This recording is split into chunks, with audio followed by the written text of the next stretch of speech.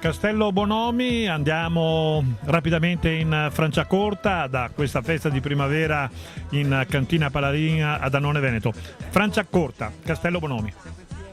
Franciacorta è un territorio che si trova intorno al lago di Iseo e arriva fino al Monte Orfano. È una zona storica per la produzione del vino, una cosa abbastanza strana, inimmaginabile per una Lombardia delle grandi aziende, ma è un territorio molto prezioso, costellato di castelli, di borghi, ed è un territorio che ha una lunga storia anche con la Repubblica Veneziana, perché il territorio del Franciacorta è stato proprio disegnato dal Doge Foscari, per cui la cosa è curiosa, come in questo territorio che si produce il vino che è l'eccellenza italiana per le bollicine e il metodo classico, ci sia comunque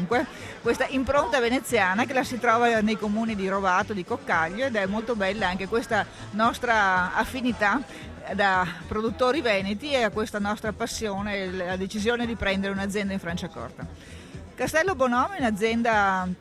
molto bella, molto storica, una delle prime che è partita, e si trova nelle pendici del Monte Orfano, è tutta terrazzata e c'è questo piccolo castello che domina tutti questi gradoni dove crescono queste viti in un terreno gessoso particolare, un terreno che è molto simile a quello che si trova nella zona dello Champagne. Il Franciacorta è un territorio che si divide in unità vocazionali diverse a seconda che i terreni siano situati nel Monte Orfano o si avvicinano via via al lago di Iseo. Chiaramente hanno consistenze e territori diversi, per cui ogni Franciacorta, pur essendo una bollicina d'eccellenza, ognuno esprime la sua personalità. La personalità di Castello Bonomi si identifica, oltre che con il territorio, con il Pino Nero, perché a Castello Bonomi il Pino Nero viene molto bene ed ha comunque una struttura di importanza particolare ai vini. Produciamo il Cru Perdù, che è 30% Chardonnay, 30% Chardonnay e 70% Pino Nero, il